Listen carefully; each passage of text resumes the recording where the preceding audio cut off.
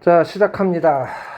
오늘은 외계 행성계와 외계 생명체 탐사 그랬는데, 먼저 외계 행성계를 탐사하는 이유는 외계 생명체를 찾기 위함이다 라는 사실을 이해하시면 되겠고, 그 다음에 우리 태양계 밖의 또 다른 행성을 찾는다라고 하는 것은 행성이 너무 작고 또 너무 멀고 또 너무 어두워서 직접 관측이 어렵습니다.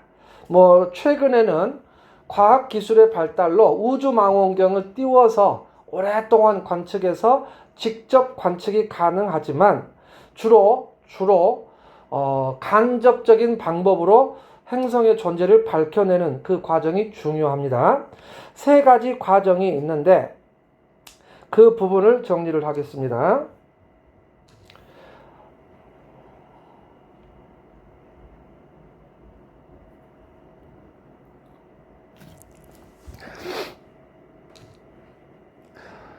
자, 첫 번째.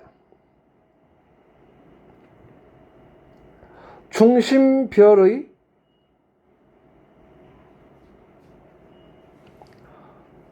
시선 속도 변화를 이용한다.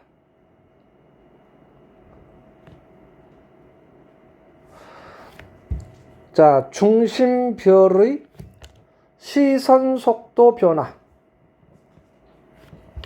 자, 이것을 더플로 효과를 이용한다.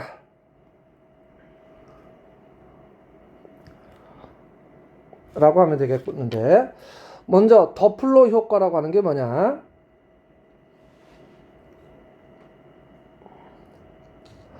자, 여기서 소리가 나는 물체, 음원이 있다.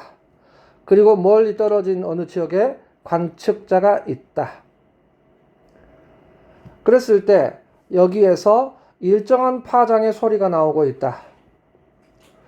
우리가 높이로 이야기했을 때 솔이라고 하자. 솔. 그런데 이 음원이 관측자에게 가까워진다. 혹은 관측자가 이 음원에게 가까워진다. 자, 이것을 접근한다라고 표현하고, 파의 마루가 도착하고 나서 또 가까워짐으로 마루의 간격이 좁아지면서 파장이 짧아진다. 이렇게. 그러면은 소리가, 솔음의 소리가 라음이 된다는 이야기예요. 소리가 점점점 커진다 그 뜻이 아니고 보다 더 높은 음이 된다는 이야기. 그 다음에 반대로 이 소리를 내는 물체가, 즉 음원이 관측자에게서 멀어지거나 또는 관측자가 멀어질 경우 이것을 후퇴한다라고 표현하고, 그러면 파장이 길어진다. 이렇게. 그러면서 파음이 된다는 이야기예요. 맞아요. 높이가 달라진다. 그래서 동영상 같은 경우 우리 책에 있는 그림처럼 자동차가 나에게서 접근할 때 멀어질 때 파의 소리가 달라진대. 경적 소리, 크락션 소리가 빵 이렇게 된다는 이야기예요. 음의 높이가 높다가 툭 떨어진다는 이야기예요. 이때 솔 음이 라로 들린다고 그랬는데, 자, 속도가 일정하면 라음이 되는데 더 빠른 속도로 접근하고 더 빠른 속도로 멀어질 때는 높이 변화가 더 심하게 나요. 그래서 솔음이 시가 되고 미가 된다는 이야기예요. 그러면은 파장의 변화가 더 크게 나타나니까 쉽게 알아낼 수 있다. 자, 이와 같이 소리에서도 그렇지만 빛에서도 마찬가지다. 자, 가령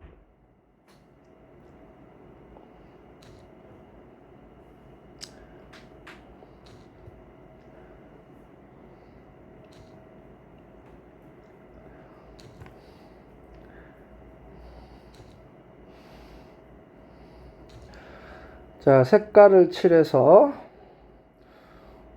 어머나 색깔이,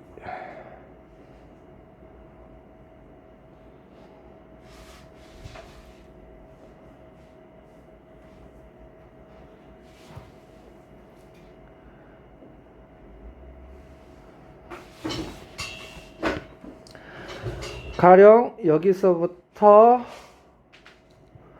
여기까지가 가시광선이다. 0.4에서부터 0.7 마이크로미터가 가시광선인데,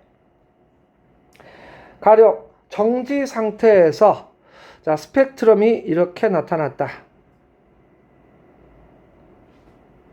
이렇게. 그랬을 때 이 부분이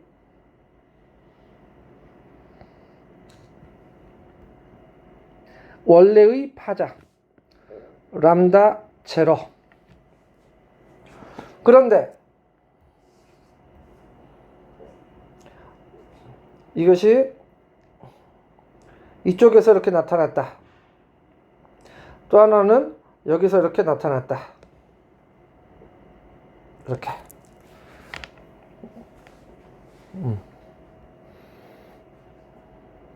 그랬을 때 파장이 이렇게 짧아졌다.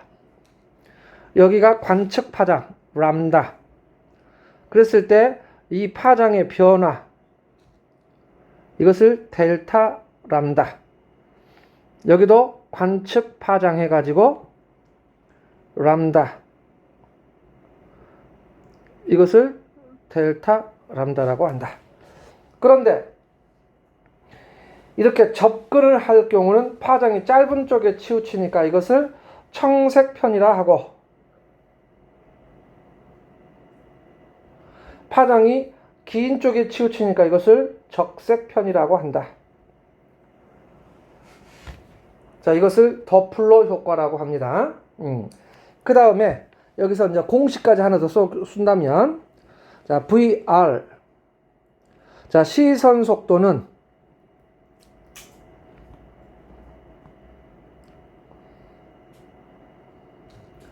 람다 제로분의 람다 마이너스 람다 제로 곱하기 C. 또 이것은 람다 제로분의 델타 람다 곱하기 C, 이렇게도 쓸 수 있네요. 여기에서 시선 속도의 값이 플러스 값이다. 시선 속도의 값이 플러스 값이다. 그럼 여기서 플러스 마이너스를 결정하는 것은 여기 분자에 의해서 결정이 됩니다. 따라서 플러스란 이야기는 람다와 람다 제로를 비교했을 때 뭐가 더 크다? 람다. 앞에 있는 람다가 더 크다는 뜻. 그러면은 원래는 파장이 짧았으나 파장이 길어졌다는 뜻. 따라서 적색편이이고 더 길게 관측되었다라는 뜻이 되고, 그럼 이것은 멀어진다, 후퇴하고 있다. 이렇게. 그 다음에 람다하고 자 마이너스 값이라는 이야기는 이제 반대로 람다 제로하고 비교했을 때 이게 더 크다. 그러면은 원래는 길었으나 짧게 관측되었으므로 청색편이라 하고, 이것은 접근이 된다는 이야기예요. 이렇게. 그러고 보니까 시선 속도가 뭐냐 물어보는 학생도 많네요. 시선 속도가 뭐냐? 그럼 또 이렇게 또 하겠네요.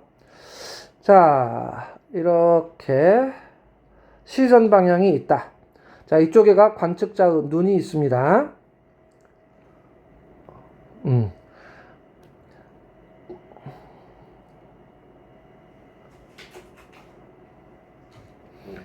어떤 별이 여기에 있다가 이쪽으로 실제로 이동했습니다. 이렇게. 자, 이렇게 일정 시간 동안 움직인 거리, 그러면 이것을 공간 속도라고 해요. 보통 V라고 씁니다. 그런데 여기에서 이 별이 단지 가까워지고 멀어지고만을 따지는 것을 시선 속도라고 합니다. 그래서 지금 현재 여기에서 시선 속도는 이 값이, 이게 시선 속도가 되겠습니다. 이게 시선 속도. 그리고 여기를 VR로 써요. 그 다음에 여기에 대해서 직각 방향으로 선을 그리면 이것이 접선 속도가 됩니다. 우리는 이걸 따로 공부하지 않지만 참고로 VT 이렇게. 그러면은 여기가 직각삼각형이 되네요. 벡터 분해가 되고, 자, 직각삼각형이므로 피타고라스 정리가 성립되어서 시선 속도 제곱 플러스 접선 속도의 제곱은 공간 속도의 제곱이다. 이해 되겠죠? 그지? 네. 응. 자, 그런데 여기에서 이 별이 만약에 여기에서 이렇게 갔을 때 두 경우 모두 시선 속도는 같다. 네. 접선 속도가 달라졌을 뿐. 이렇게.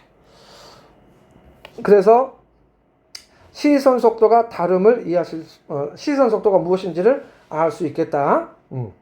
그런데 이것을 통해서 이러한 더플러 효과를 이용해서 어떻게 행성의 존재를 밝히는가, 그 부분을 보는데,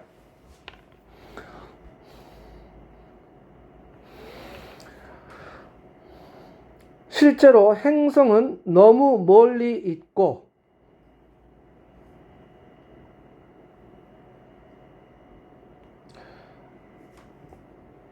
너무 작고 어두워서 잘 보이지 않는다.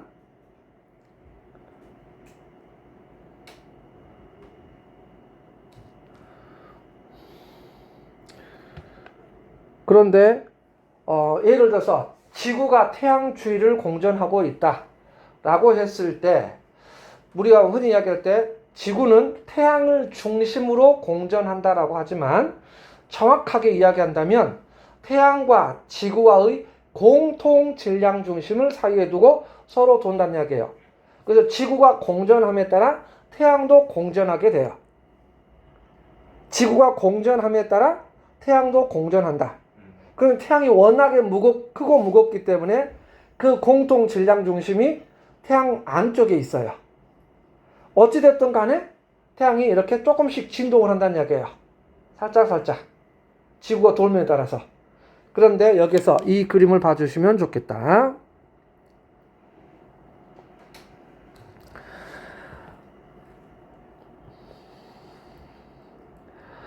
태양은 중심별은 아주 크고 무거워서 이렇게 작은 원을 그리고, 그 다음에 행성은 작고 가벼워서 바깥쪽에 큰 원을 그리는데, 이때 공통 질량 중심은 여기에 있다. 그리고 행성이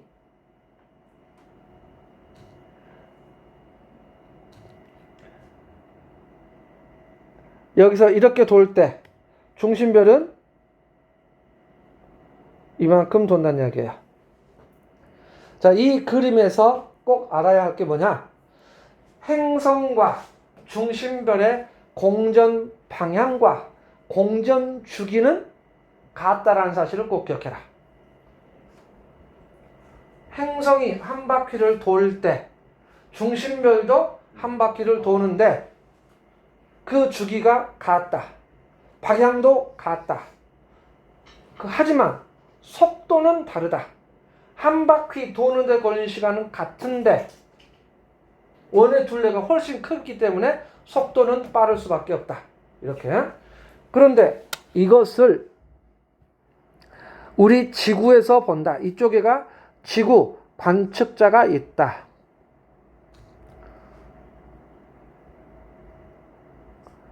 자, 여기다가 태양이라고 써도 되고 지구라고 써도 되고 관측자라고 써도 된다.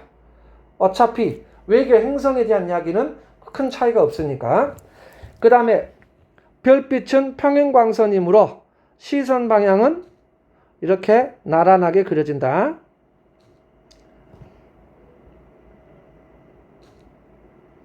이렇게. 이때 행성은 우리가 볼 수가 없어요. 너무 작고 어두워서 볼 수가 없다. 그런데 행성의 공전으로 인해서 중심별의 움직임이 있다는 거죠. 자, 여기에서 돌 때 만약에 여기서 공전 방향이 반시계 방향이라고 생각한다면, 자, 여기에서 접선 방향 화살표가 그려질 때 이렇게 그려져서 이때 접근 청색 편의가 되고 빨강색으로 쓰면 좀 그러니까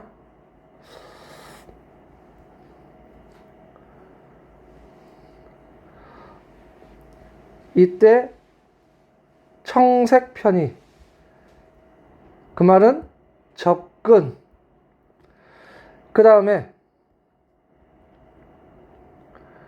여기서 움직일 때 여기가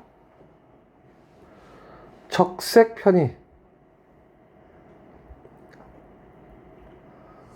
후퇴가 된다. 이런 식으로.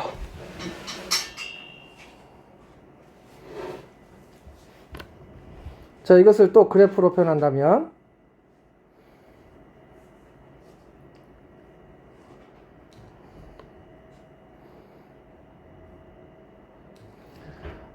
여기가 세로축이 VR, 위가 플러스, 아래가 마이너스 였을 때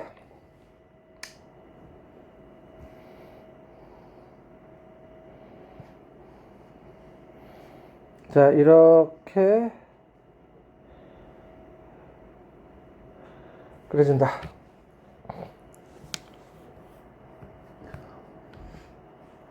이때 여기 잘 봐야 돼요. 이때가 가장 빠른 속도로 플러스 멀어지고 있다.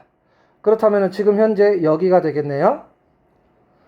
자, 그래서 여기서부터 시작되겠는데 여기가 1번, 여기가 2번, 여기가 3번, 4번이 되겠다. 그럼 여기가 1번, 여기가 2번, 여기가 3번, 여기가 4번이 된다는 이야기예요. 이렇게. 근데 가장 빠른 속도로 멀어진다는 게 무슨 의미예요? 지금 현재 1번인 경우는 여기에서 움직이는데 접선 방향으로 움직였을 때 시선 속도에는 변함이 없다. 거리 변화가 없다. 왜? 평행광선이니까. 네. 여기 선이 있고 이 선이 있었을 때 이 선과 선의 거리는 변하지 않는다는 이야기예요. 그래서 1번이 움직일 때 3번이 움직일 때 접선 방향의 선이 그려지므로 관측자의 거리 변화가 없다라는 뜻이다. 그런데 실제 여기에서는 공전 방향이 접선 방향으로 그렸을 때 시선 속도와 같아서 오롯이 시선 속도로 반영된다는 뜻이다. 그런데 만약에 이 중간쯤에 있다면 여기서 이렇게 실제로 움직이고 있다 라고 했을 때 시선 속도는 직각으로 분해했을 때 이게 시선 속도가 된다는 이야기. 좀 바뀌는구나. 그쵸? 이제 알겠죠? 네. 그래서 여기가 공간 속도가 가장 시선 속도가 가장 크게 멀어지고 4번일 때가 가장 빠르게 접근이 된다는 이야기예요. 직각 방향이 있을 때. 네. 자, 그러면은 바로 행성의 움직임은 직접 볼 수 없으므로 중심별의 시선 속도를 보고 접근 후퇴를 이야기한다. 그래서 행성의 존재를 알 수 있는데 조심해야 될 것은 방금 이야기했다시피 시선 속도가 주어질 때 다 중심별의 시선 속도예요. 행성의 시선 속도는 주어지지 않아요. 스스로 빛을 내지 않기 때문에. 따라서 행성의 움직임은 중심별의 움직임을 통한 간접적으로 알아낸다라는 사실. 그렇다면 지금 적색 편의가 일어나는 2번일 때 행성은 어디에 있을까? 항상 공통 질량 중심을 사이에 두고 행성은 반대편. 따라서 행성은 여기에 있을 것이다 이거예요. 그래서 여기가 2번이고 그럼 여기가 1번, 2번, 3번, 4번이 되고 2번일 때 중심별의 시선 속도는 적색 편의가 가장 크다. 가장 빠른 속도로 후퇴이지만 행성은 그때 가장 빠른 속도로 접근할 것이다 이거예요. 그래서 항상 잊지 말라. 행성의 움직임인지 중심별의 움직임인지를 묻는 말이 무엇인지를 정확하게 판단해야 한다. 이렇게. 그래서 미세한 중심별의 떨림을 통해서 행성의 존재를 밝힐 수 있다. 됐죠? 그러면 중요한 거, 이 방법을 이용해서 행성의 움직임을 알아내기에 유리한 조건, 관측하기 유리한 조건. 첫째, 공전 궤도면이 시선 방향과 나란할 것. 나란할수록 좋다. 이렇게 돌 때 가장 유리하다. 그러니까 직각이면 어떻게 돼요? 수직이면 접근 후퇴가 없다는 이야기예요. 똑같은 위치에서. 그렇죠. 거리 변화가 없으니까. 그래서 수직이면 안 된다. 관측이 불가능. 그런데 비스듬하면 그나마 조금 낫지. 그런데 나란할 때 최대로 나타난다. 똑같은 움직임도. 두 번째, 행성의 질량이 클수록 유리하다. 그럼 반대로 중심별의 질량이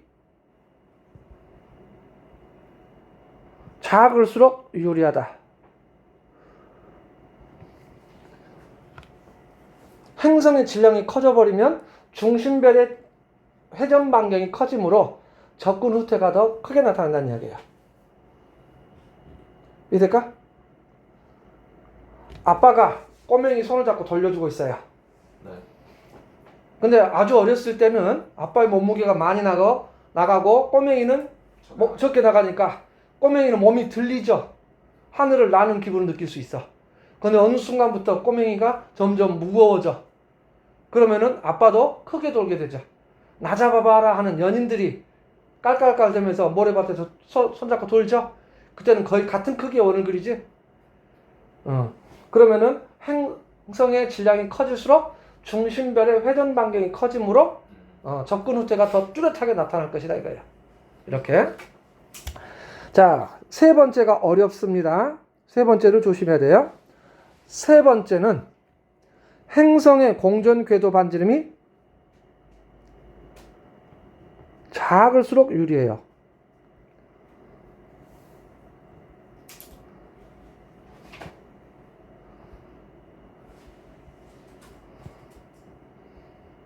여기서 작을수록. 방금 두 번째 내용하고 살짝 충돌이 이루어져. 행성의 질량이 커지면 중심별의 회전 반경이 어떻게 된다고? 넓어져. 커진다. 그래서 찾기가 쉽다고 그랬죠? 그런데 행성의 공전 궤도 반지름이 커지면 어떻게 될까? 역시 그에 비례해서 질량 중심이 좀 더 멀어지게 돼. 따라서 중심별의 회전 반경도 더 커지게 돼요. 그러면 더 유리할 것 같지만 멀어진 만큼 훨씬 행성의 공전 속도가 느려져 버려요. 따라서 도는 속도가 더 느려지기 때문에 되려 불리하다. 안쪽에서 작은 원을 그리면서 돌 때는 그에 비례해서 중심별의 회전 반경도 작아져. 대신 빠르게 돌기 때문에 중심별의 속도가 빨라져서 관측하기 좋다 이거야. 그래서 세 번째 내용이 조금 어려우니까 주의해야 된다. 행성의 공전 궤도 반지름이 작을수록 유리하다. 이 세 가지를 잘 기억하셔야 되겠습니다.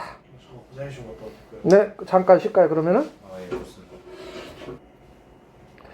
자, 계속해서 갑니다. 자, 여기까지 내용을, 본문 내용을 좀 보겠습니다. 자, 시선 속도. 여기서 중심별의 시선 속도 변화입니다. 그리고 여기서 시선 속도가 무엇인지를 설명하고 있고, 그 다음에 도플러 효과를 설명하고 있고, 그 다음에 밑에 자 파장에 대해서 이야기를 하고 있다는 이야기예요. 그랬을 때 유리한 조건 세 가지. 시선 방향과 나란할수록 행성의 질량이 클수록 행성의 공전 궤도가 작을수록 별빛의 시선 속도가 커져서 관측하기 유리하다 라고 하는 거. 그리고 자세하게 직각일 때는 수직일 때는 불가능하다 라는 것까지 쭉 이해하면 되겠습니다. 자, 다음 번 두 번째, 중심별의 밝기 변화를 이용하는 거.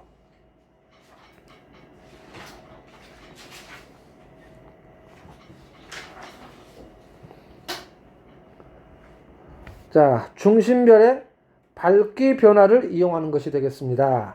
자, 이것은 식현상을 이용하는 것이다 이거예요.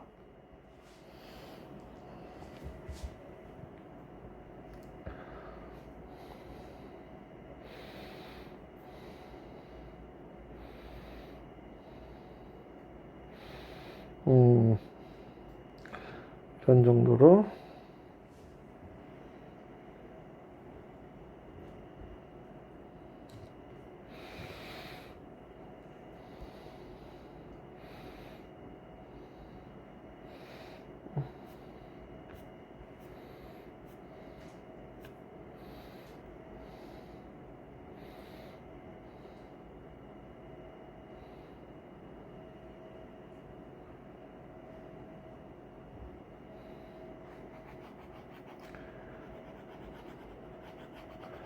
이렇게 중심별이 있다. 이 앞으로 행성이 지나갑니다.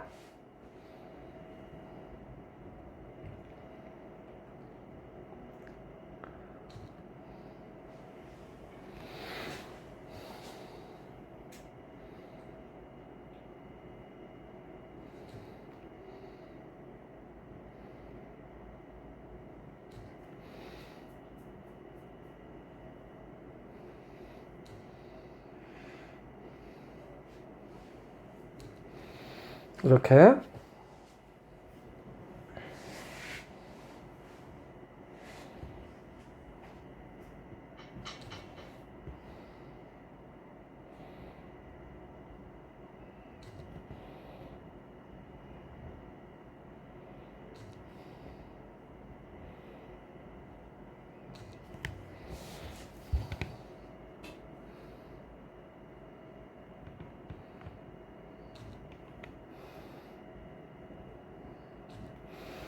여기서 세로축이 별의 밝기.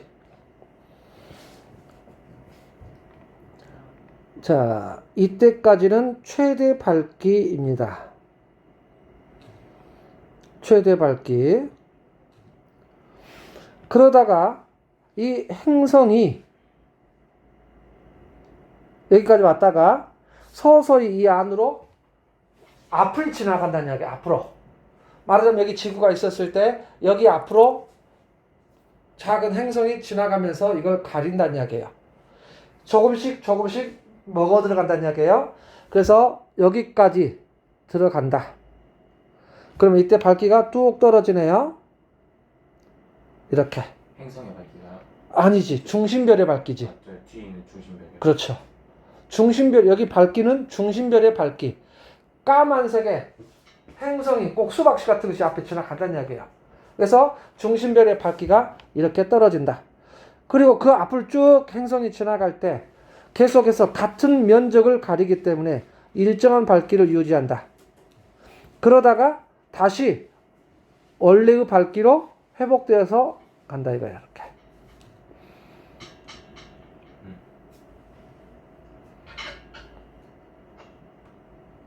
이렇게. 이때 여기에서 여기는 중간 생략.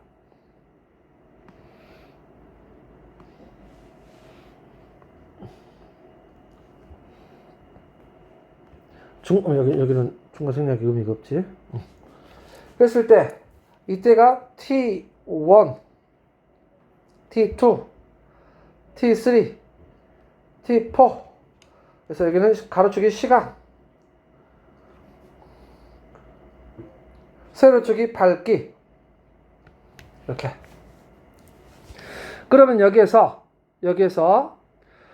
돌아가는 속도를, 행성이 지나가는 속도를 V라고 할 때 여기서 T2 T1 이게 뭐지? T2 T는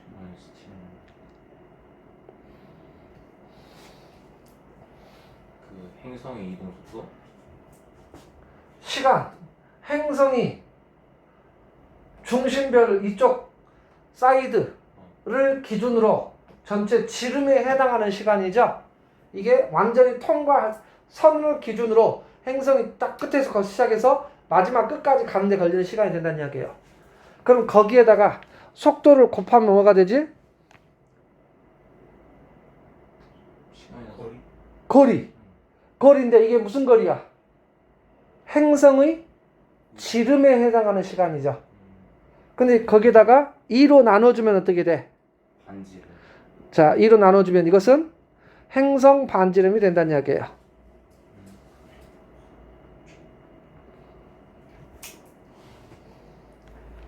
그러면 거꾸로 T3 T1 T3 T1 그럼 이것은 T3에서 T1까지면 중심별의 양 끝까지 어. 시간. 따라서 마찬가지로 2로 나누면 중심별 반지름이 된다는 이야기. 이해되죠? 자, 그러면 T4 T1 그럼 뭐가 되지? T 행성이 한쪽 끝에서 바깥쪽 면으로 튀어나가는 시간. 그러면은 T1부터 T4까지 여기까지. 네. 그러면은 중심별에다가 행성의 크기까지 된 거지? 네. 이렇게. 자, 이거 그림을 잘 보면은 어떤 뜻인지를 알 수 있다는 이야기예요. 자, 이와 같은 모습이 반복적으로 나타나더라 이거예요. 반복적으로 나타나더라. 그런데 여기서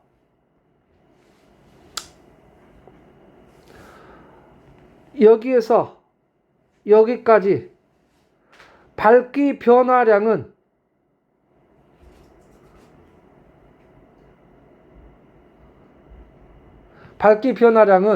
무엇과 관계할까?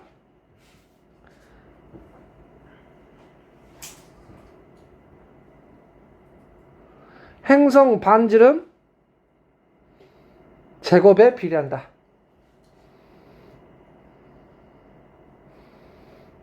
왜 그러냐면은 행성이 가릴 때 면적으로 가리기 때문이다 이거야. 자, 그래서 면적이냐 반지름이냐를 조심해라. 행성의 단면적인지 반지름인지를 조심해라. 단면적 그러면은 그냥 비례가 되고 반지름 그러면 제곱에 비례한다는 이야기. 실제 수능에서 이렇게 나왔어. 그 전에는 면적이란 말을 교과서적으로 면적이란 말을 쓰지는 않았어요. 내용적으로는 전달이 되지만 교과서적으로 면적이란 단어를 쓰지 않고 그냥 반지름으로만 설명을 했었어요. 근데 수능에서 면적으로 탁 바꿨어. 근데 그 면적이란 말을 반지름으로 그대로 이해하고 답을 썼다가 다 틀렸어요. 상당히 많은 학생 수가 틀렸어요. 그래서 면적, 반지름 그것을 조심해야 돼. 그게 중학교하고 다른 점이야. 그런 것들 세세하게 정확하게 내용을 이해를 하고 있어야 한다는 이야기야. 어떻게 보면은 선생님이 뭐라 그럴까 조금 깐깐하게 좀 변태같이 문제를 낸다라고 학생들이 이해를 하는데 그건 요즘에는 그게 트렌드야. 어쩔 수가 없어. 수능 유형이 그래요. 그래서 자 꼼꼼하게 봐야 해요. 그것은 자, 그러면 또 이 방법을 이용해서 행성을 관측하기 유리한 조건. 첫째, 당연히 행성 공전 궤도면이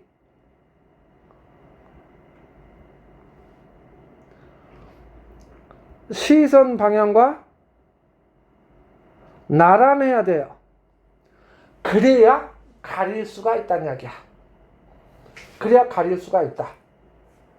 수직하면 가릴 수가 없지. 비스듬해도 잘 안 가려져. 거의 나란해야 한다. 두 번째, 어떻게 하면 이 밝기 변화량이 클까? 밝기 변화량이요? 어, 단면적이 크면은 그렇죠. 그래서 행성의 반지름이 클수록 유리하다. 밝기 변화가 커서 관측하기 쉽다. 세 번째, 역시 세 번째가 또 어렵다. 세 번째가 어렵다.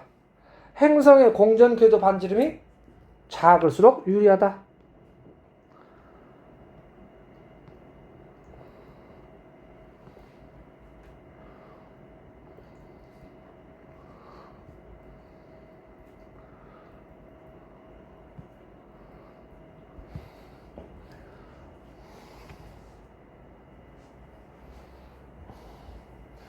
자, 지금 이 미니언즈가 이 지구 앞을 지나가요. 그런데 이렇게 자주 돌면은 금방금방 가리겠죠. 근데 공전 궤도 반지름이 멀어지게 되면 이렇게 가. 기다려, 짜증나겠지. 언제 가릴까? 가고 있어. 언제 가릴까야? 자, 이 가령 지금은 행성의 지위를 잃어버린 명왕성은 지구와 태양 간 거리의 약 40배 정도 거리에 있어요. 그런데 그 명왕성이 태양 주위를 한 바퀴 돌려면은 250년이 넘게 걸려.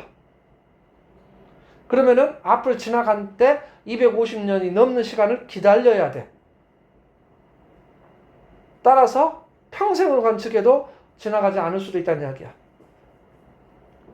이해된가요? 근데 생각을 해보니까요. 맨 처음에 여기 안에 있는 중심별이나 저 밖에 있는 행성이나 주기 그 자체는 같다 하지 않아요? 맞아요. 그러면은 밖에 있는 거일수록 더 훨씬 빠르게 돌아야 되잖아요. 주기를 맞추려면은. 아니지. 각 행성들마다 다 다르지. 그럼 아까 뭐가 같다 하신 거예요? 행성들끼리. 행성. 중심에 있는 태양과 행성이 공전할 때, 우리 지구로 말하면 지구가 태양 주위를 한 바퀴 도는 게 1년 걸리는데 태양도 그 지구와 태양 간의 공통 질량 중심을 사이에 두고 1년에 한 바퀴. 그러니까 그 공통 질량 중심을 사이에 두고 1년에 한 바퀴 도는 건 같은 거잖아요. 맞아요. 밖에 있는 게 훨씬 더 빠르게 돌아야 그 도는 길이가 더 기니까 맞아요. 맞출 수 있는 거 아니에요? 맞아요. 왜 밖에 있을수록 느리게 돌아요? 1년이라는 시간이 다르잖아. 공전 주기가. 명왕성은 1년이 아니잖아. 그죠? 자, 태양과 지구와의 공통 질량 중심이 따로 있고 명왕성과 태양 간의 공통 질량 중심은 또 따로 있다. 별개. 하나의 공통 질량은 모든 행성이 다 한 중심을 놓고 다 같이 도는 게 아니라 각자 따로따로. 자, 다시 한번 이야기하지만 행성의 공전 궤도 반지름이 멀어지면 태양을 주위를 한 바퀴 도는 데 걸리는 시간이 아주 길어진다. 따라서 앞을 지나가는 때까지 걸리는 시간이 너무 많이 걸리기 때문에 관측하기 어렵다. 또 하나 보세요. 시선 방향과 나란하지 않아요. 지금 이 미니언즈가 주먹을 주위를 도는데 이렇게 돌고 있어. 지금 안 가리죠 지금. 그런데 돌다가 보면 돌다가 보면 가릴 때가 있어. 이렇게 돌다가 보면. 이렇게 돌다가 보면 가릴 수 있다는 이야기. 이렇게. 가릴 수 있지. 그런데 이게 자주 돌면은 돌다가 보면 걸린다는 이야기예요. 자주 돌다 보면. 그래서 공전 궤도 반지름이 작을수록 자주 가릴 수 있으므로 유리하다. 이렇게. 그래서 세 번째 내용을 주의해야 한다. 그 다음 세 번째 방법이 뭐가 있느냐.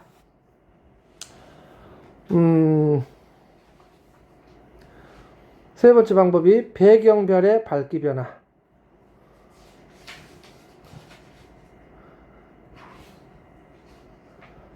아까 두 번째 방법은 중심별이었어요. 그런데 이번에는 배경별이고요. 두 번째 방법과 같이 밝기 변화예요. 이걸 조심해야 된다.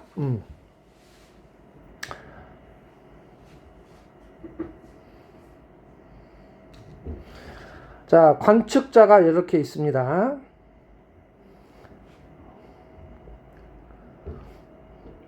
그리고 어떤 별이 여기에 있다.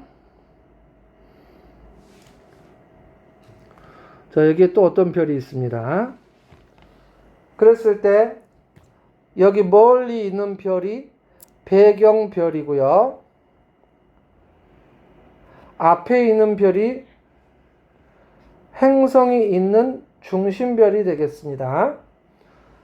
이때 이 배경별에서 별빛이 퍼져나가는데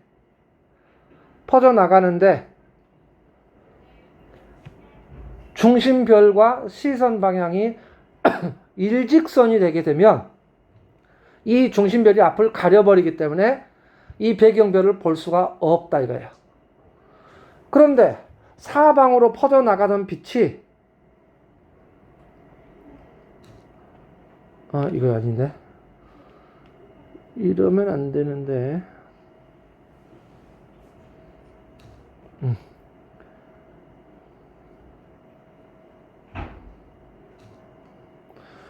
이 중심별 근처를 지나면서 무거운 질량에 의해서 빛이 굴절된다는 이야기예요. 어후.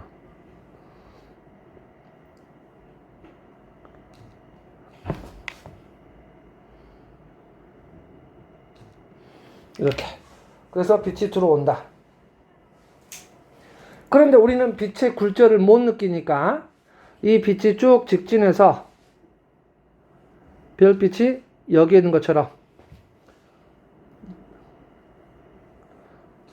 별이 너무 많이 했나?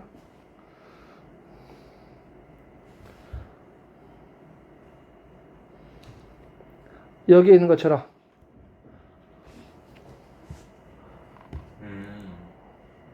직진해서 여기에 있는 것처럼 여기에도 있는 것처럼 보인다는 이야기예요. 그래서 여기 있는 중심별이 빛을 모아주는 역할, 볼록 렌즈와 같이 모아주는 역할을 한다. 자, 이것을 뭐라고 하냐면은 중력 렌즈 효과라고 해요. 그런데 별 하나의 렌즈 효과는 아주 작아서 미세 중력 렌즈 효과.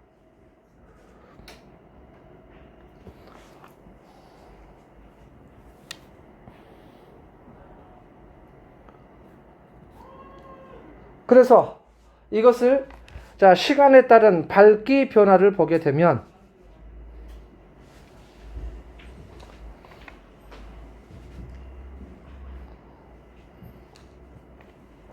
세로축이 밝기 또 옆으로 쓰니까 조금 그러네. 다시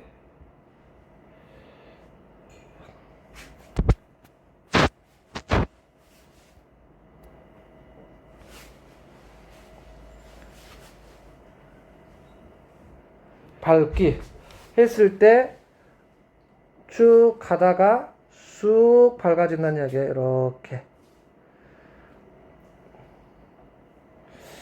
이것도 방법이 있을 건데 이 방법을 쓰면은 야, 원하는 모양이 아니야. 이것이 아니었어. 아 뭐야?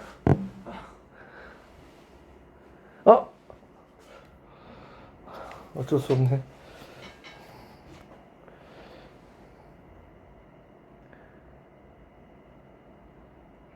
이렇게 쑥 밝아진다는 이야기예요. 일직선이 되었을 때 대략 가장 밝아진다는 이야기예요. 앞에 있는 중심별이 볼록 렌즈 역할을 해서 이렇게 하나의 별이 위에도 있고 아래도 있고 또 좌우에도 있는 것처럼 여러 개의 별이 있는 것처럼 느껴진다. 그래서 빛을 모아주니까 일시적으로 밝아진다는 이야기예요. 이게 미세 중력 렌즈 효과이다. 그런데 이 가운데 있는 중심별에가 행성이 있다면 그 행성에 의해서 밝기가 또 일시적으로 잠깐 밝아질 수 있다는 이야기. 그런데 지나가는 과정에서 이 행성에 의해서 일시적으로 여기가 툭 튄다는 이야기.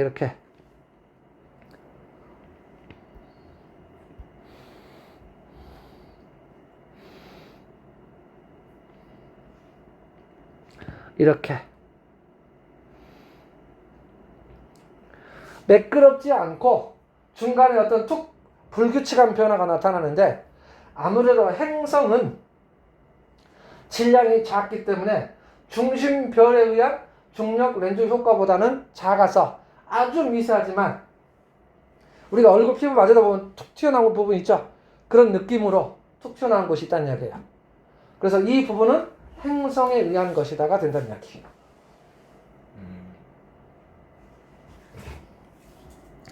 중심별에 의한 미세 중력 렌즈 효과에다가 행성에 의한 그 영향이 나타난다.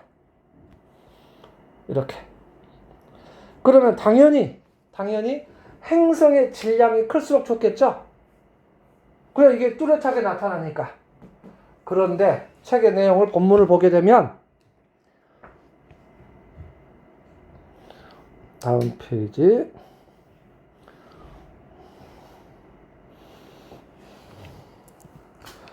자, 이 미세 중력 렌즈 현상을 이용한 외계 행성 탐사 방법에 대한 특징이 있는데 여기 행성의 공전 궤도면이 관측자의 시선 방향과 나란하지 않아도 관측할 수 있다. 심지어 수직일 때도 관측할 수 있다. 밑에 있죠? 그 다음에 또 어려운 말. 다른 탐사 방법에 비해 지구와 같이 질량이 작은 행성이나 공전 궤도 반지름이 큰 행성을 찾는데 상대적으로 유리하다. 이 말을 잘 구분해야 되겠습니다.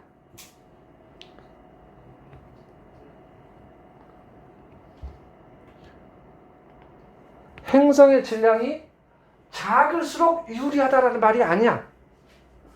행성의 공전 궤도 반지름이 클수록 찾는데 유리하다는 말이 아니야. 행성의 질량이 작거나 공전 궤도 반지름이 커버리면 아까 앞에서 배웠던 중심별의 시선 속도 변화랄지 중심별의 밝기 변화는 관측이 거의 불가능에 가깝다는 이야기예요.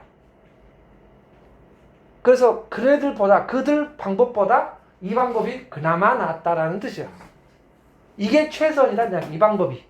이런 경우는 다른 방법으로는 가능성이 희박하다.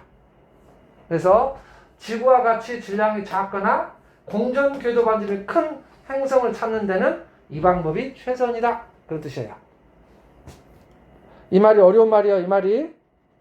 그럼 여기 배경별의 밝기 변화를 이용한 탐사에서도 똑같이 질량이 크면 클수록 유리하고 공전 궤도 반지름이 작으면 작을수록 그렇죠. 뭐 작으면 작을수록 유리할 것까지는 없고. 왜 그러냐면은 저 어디서든 밝기 변화가 여기서 나타나도 상관은 없을 것이다 이거예요. 다만 이제 얘 같은 경우에는 쟤네들까지 상대적으로 좀 더 잘 감당할 수 있다. 그렇지. 이 안 좋은 아주 열악한 상황이다 이거 지금. 그런데 이 방법은 그렇다. 먹힌다. 먹힌다. 아, 그것도 하나. 얘는 주기적인 관측이 불가능하다. 아, 이것은 말 그대로 운이 좋아야 돼. 왜?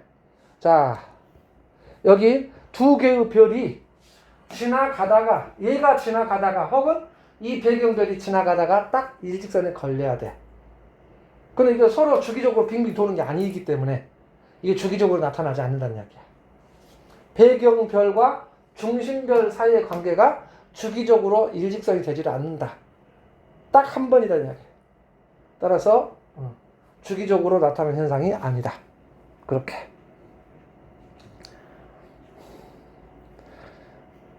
자, 그런데 여기 지금 보면은 여기 이 그림으로 문제가 나올 수 있다. 근데 이 방법이 자, 별 A의 시선 속도 변화를 이용하는 것. 그게 더플러 효과. 두 번째, 별 A의 밝기 변화. 그래서 이것은 두 번째, 식현상을 이용하는 것. 세 번째, 별 P의 밝기 변화는 미세 중력 렌즈 효과. 이게 세 가지다. 단, 행성의 공전 궤도면이 시선 방향과 나란할 때. 그 다음에 이것의 밝기 변화, 이것의 밝기 변화. 얘는 밝기 변화가 어떻게 돼? 어두워지는 현상. 얘는 밝기가 되려 밝아지는 현상. 그래서 차이가 있으니까 정확하게 구분해야 한다.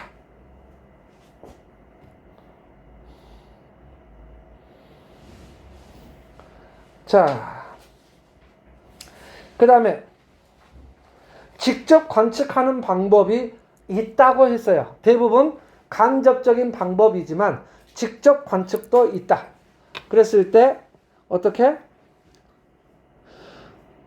중심별을 가려야 돼. 중심별을 가리고 행성을 직접 촬영하여 전제를 확인할 수 있다. 이것을 코로나 그래프라고 한다. 태양 표면이 너무 밝으니까 태양을 아예 싹 가려버리면은 태양의 대기 코로나를 볼 수 있다는 이야기예요.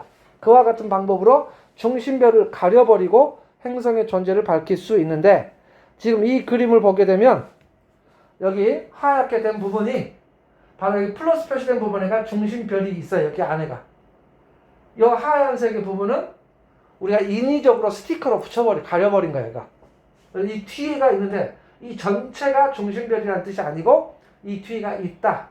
근데 여기를 가려버렸다는 이야기야. 그랬을 때 비로소 행성의 위치가 보인다는 이야기야. 여기가 너무 밝으니까 가려서 행성의 존재를 밝힌다. 그런데 행성에서 방출할 에너지는 주로 뭐야? 적외선이다 이거야. 장파 복사. 그래서 적외선 영역을 이용한다. 그 다음에 당연히 외계 행성을 직접 관측을 통해서 관측하기 유리한 조건은 일단 가까울수록 좋겠죠. 그 다음에 클수록 잘 보이겠지. 그 다음 온도가 높을수록 좋겠다. 그래야 적외선이 많이 나오니까. 당연하다 이거예요. 자, 그 다음에 여기에서 조심할 것이 나와 달을 잘 구분하자. 식현상을 이용한 것과 더플러 효과. 식현상을 이용할 때 공전 궤도 반지름이 큰 것은 없다. 식현상을 이용할 때 공전 궤도 반지름이 큰 경우는 없다. 그런데 둘 다 작을수록 유리하다고 그랬어. 그런데 더플러 효과는 좀 커도 충분히 질량이 크다면 지구 공전 궤도 반지름보다 좀 더 커도 질량이 충분히 크다면 그 반지름 큰 만큼의 효과를 좀 줄여주는 유리한 조건이 되기 때문에 관측할 수 있다 이거예요.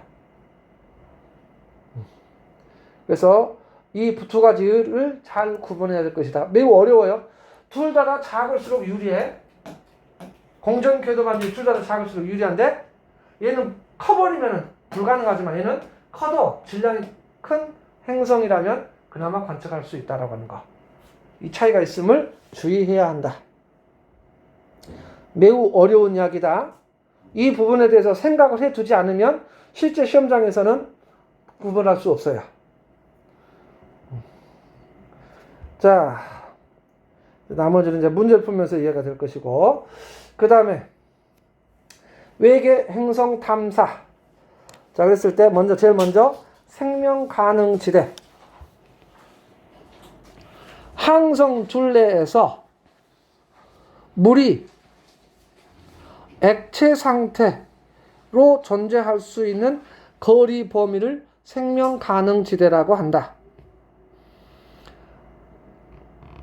그랬을 때 액체 상태의 물이 생명체에게 어떻게 영향을 주는가?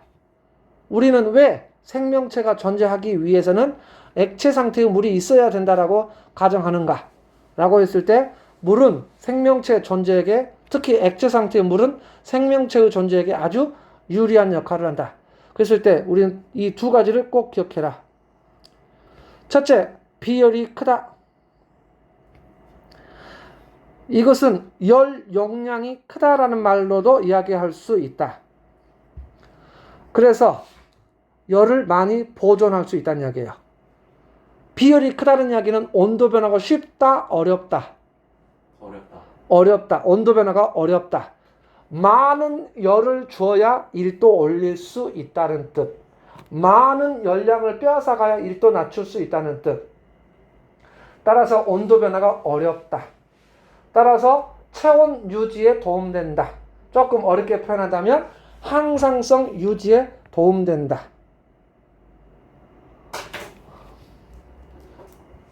물은 비율이 크기 때문에 온도 변화가 적게 되어서 체온 유지에 도움된다. 또 지구 온도가 크게 변하지 않는다 이거예요. 이렇게. 그 다음에 물은 극성을 띈다.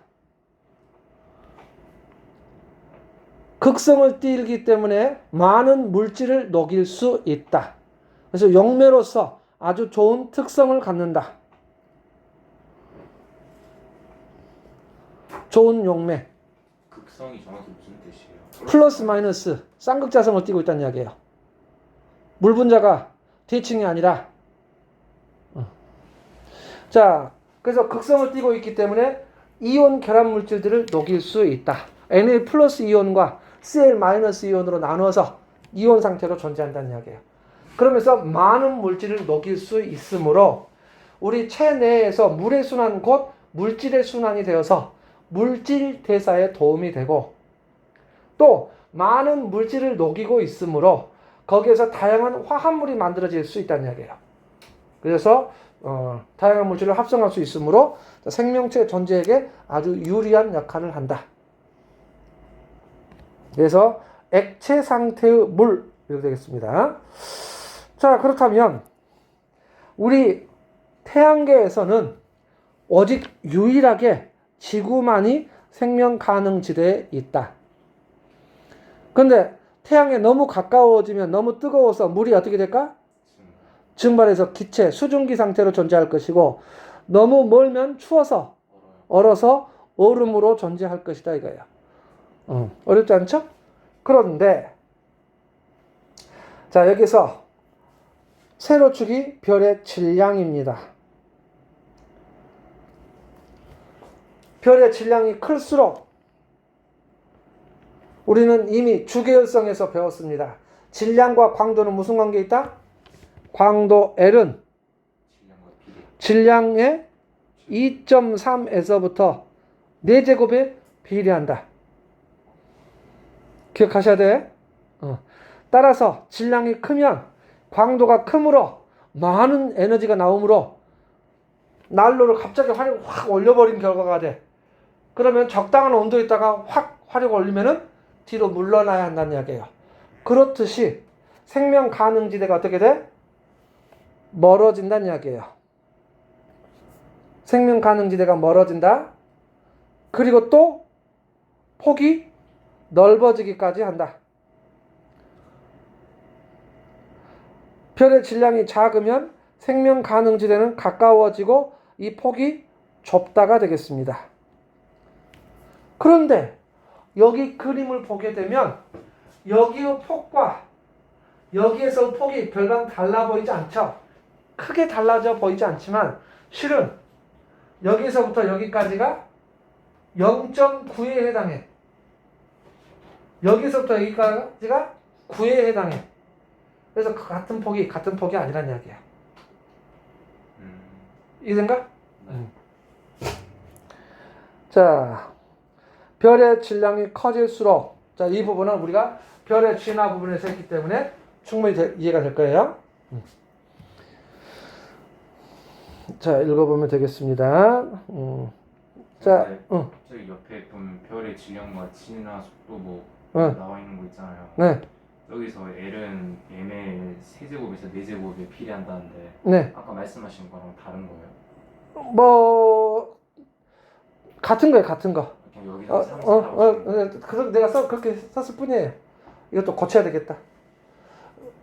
자, 책에 따라서는 간단하게 3에서 4제곱이라고도 쓰고, 구체적으로 2.3에서부터 4제곱까지도 표현하기도 하고,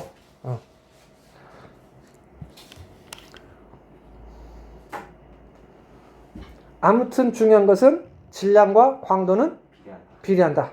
질량이 큰 별일수록 광도가 크다라는 거예요. 그러면서 수명이 짧아지는 것까지 이야기하고 있다.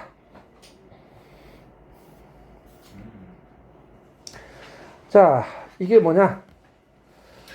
자, 먼저 백열전구를 설치하고 검정칠을 한 알루미늄 컵.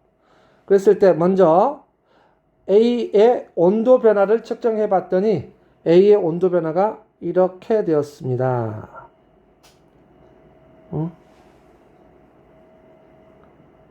이렇게. 이게 A. 이때 온도 변화가 일정해지는 것은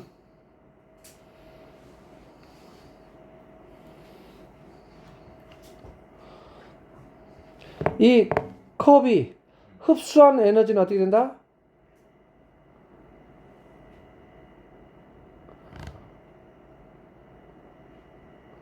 시종일관 일정하다.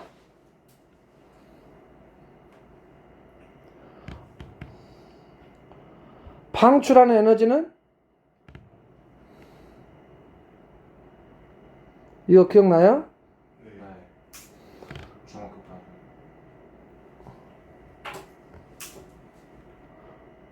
증가하다가 같아지면서 일정해진다. 이렇게. 같아진 상태를 뭐라고 한다고? 복사평형. 이렇게. 그런데 거리에 따라서 흡수하는 에너지가 어떻게 될까? 줄어들죠.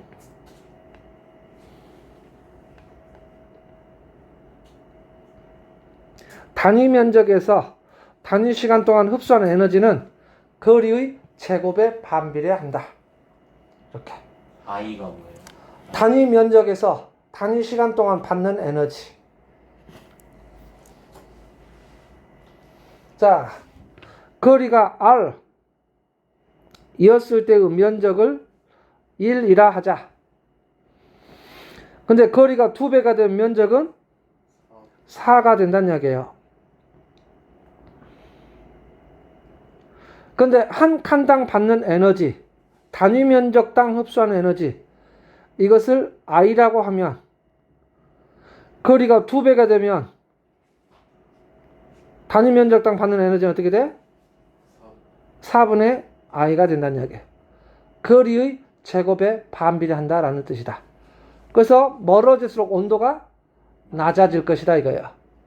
그러면 여기서 자, 일정한 간격으로 거리를 띄워놨는데 온도가 어떻게 될까? 쭉 온도가 올라가다가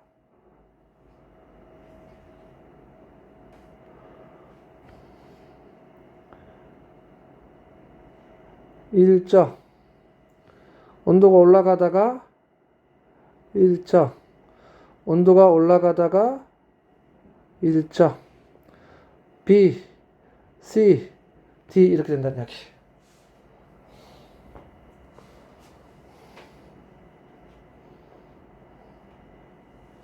그랬을 때 여기다가 거리 A, B, C, D 복사 평행에 이룬 온도는 그대로 여기 A, B, C, D 이렇게 이걸 그래프로 연결하면 이렇게 된다.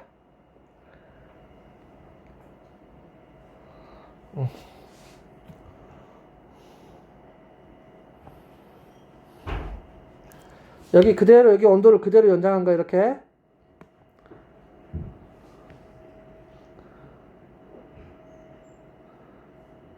이렇게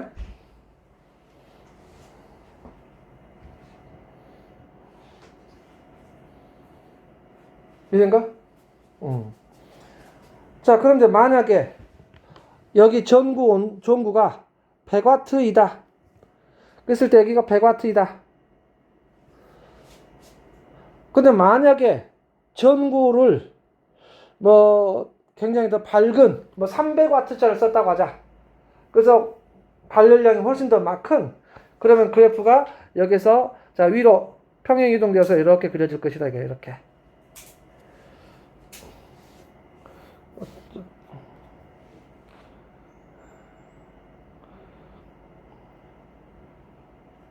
이런 식으로.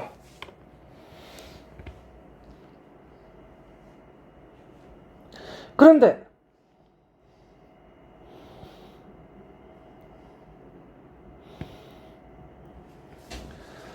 100W였을 때 생명 가능 지대가 여기서부터 여기까지가 생명 가능 지대라고 하자.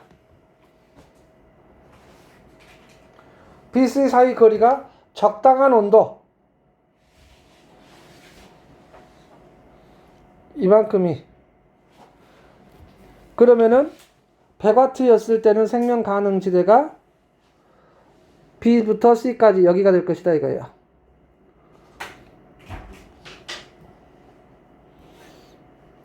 여기서부터 여기까지 100도에서부터 0도까지.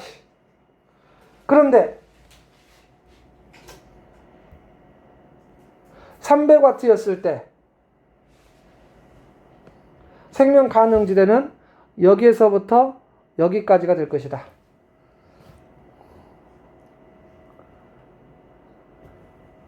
이해될까요?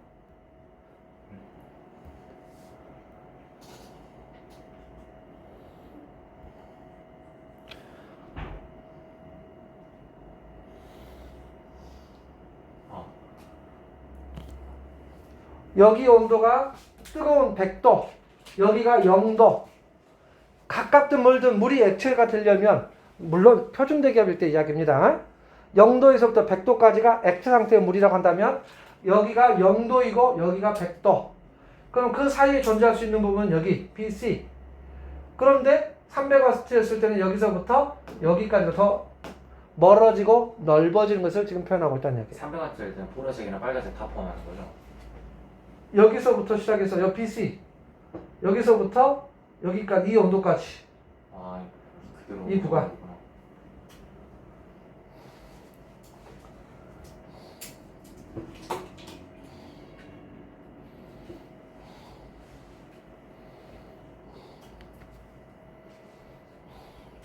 평행 이동해서 그렇게 된 거죠? 네, 그렇습니다.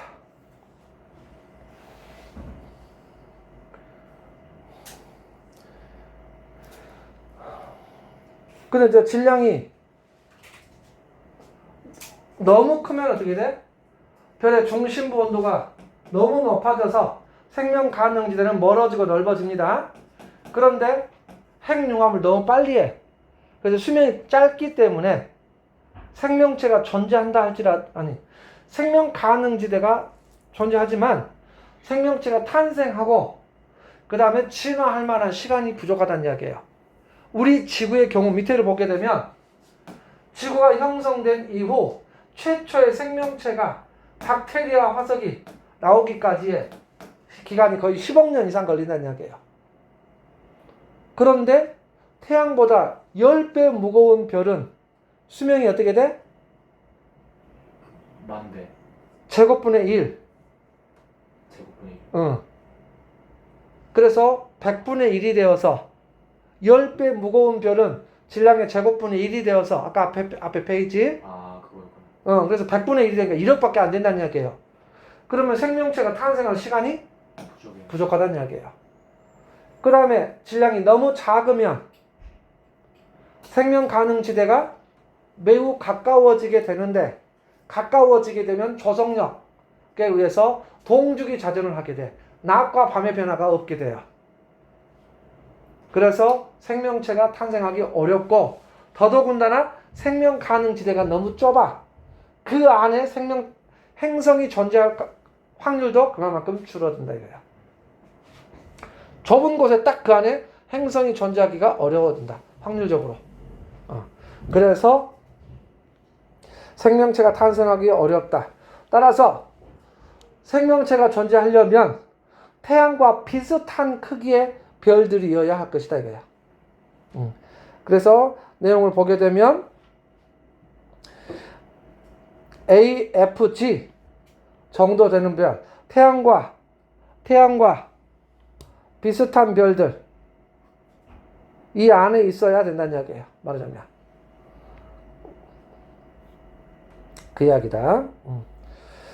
자, 그 외에 생명체가 존재하기 위한 지구의 조건들, 적당한 태양과 적당한 거리의 지구, 그 다음에 적당한 대기, 적당한 두께의 대기, 그리고 자기장의 역할, 그리고 위성의 존재, 그리고 또 0에 가까운 이식률. 그래서 생명체가 존재하기 유리한 여러 가지 것이 있다. 마지막으로 외계 생명체 탐사에서 세티 프로젝트가 있다. 그랬을 때 우리 인간이 먼 거리에 있었을 때 무선 통신을 한다는 이야기예요. 그랬을 때 우리는 전파를 사용하는데 그 이유는 뭐냐면 대기의 영향이나 장애물들의 영향을 적게 받는 것이 전파이다. 그래서 먼 거리까지 통신이 가능하다. 그러면은 외계인들도 지적 생명체, 외계인들도 먼 거리를 예를 들어 인공위성과 통신을 할 때는 전파를 쓰듯이 그네들도 전파를 쓸 것이다. 전자기파가 외계인들이라고 해서 다르지 않으니까 같은 전자기파를 쓸 것이다 이거예요. 그렇다면은 역시 그들도 전파를 사용할 것이다. 그러면은 지금 현재 우주 공간에 떠돌아다니는 전파를 붙잡아서 조사를 해본다는 이야기예요. 거기에서 통신 목적으로 사용된 전파의 특성이 있을 것이다. 그러한 전파를 찾아낸다면 지적 생명체의 유무를 판단할 수 있을 것이다 이거야. 그리고 그 출처를 밝힌다면 외계인들을 알아낼 수 있을 것이다. 그렇게 이야기하고 있어요. 그게 바로 외계 지적 생명체 탐사가 되겠습니다. 걔들도 우리처럼 전파 통신을 한다면 전파를 이용할 것이므로 전파를 찾아서 조사한다. 그런 뜻이 되겠습니다. 자, 그런데 이제 외계인이, 저는 그렇습니다. 외계인이 있다 없다와 문제하고 외계인이 우리 지구에 왔다 그 문제하고는 다른 문제라고 생각해요. 외계인 있다 생각. 저는 있다고 생각해요. 근데 우리 지구에 온 건 아니라고 생각해요. 자, 만약에 우리가 외계 생명체를 찾았어요. 그런데 대부분의 거리가 너무 멀어. 거기 가는데 물론 첫째, 지금 현재 우리가 봤어도 예를 들어서 수억 광년 떨어져 있다. 이미 망했을 수도 있겠네요. 그렇죠. 수억 년 전의 모습을 보고 있고 그네들이 우리를 찾았을 때도 수억 년 전의 모습을 우리를 봤을 거야. 그럼 우리 수억 년 전에 지구의 모습은 어땠어? 많이 그랬죠. 지적 생명체는 없었잖아요. 통신 뭐 그런 게 없었잖아. 그러니까 찾아낼 수가 없어. 우리도 이렇게 찾듯이. 그리고 지금 우리가 보내고 있는 지적 생명체의 어떤 전파, 걔들도 잡아낼 수 있을 거야 나중에. 먼 훗날. 그런데 우리가 더 발전할 수도 있지. 지금 봤을 때는 지금 현재의 모습을 봤겠지만 걔네들이 우리에게 쳐들어왔을 때는 우리가 엄청 발달해 있을 수도 있겠지. 그래서 오고 가고는 문제는 다른 거라고 생각해요. 자, 마지막으로 케플러 망원경 식현상을 이용한다. 테스 망원경 식현상을 이용하는 것. 자, 이것은 가시광선 영상이 되겠습니다. 그런데 제임스 웹 우주 망원경. 자, 발사 예정인데 발사 성공했네요. 근데 이제 여기서는 직접 촬영한다고 그랬어. 그럼 이건 뭘 이용하는 거야? 아까? 가시원. 적외선. 적외선이라고 그랬죠. 요 부분 시험 문제 나올 가능성이 커요. 자, 여기까지입니다. 수고하셨어요. 진도를 너무 많이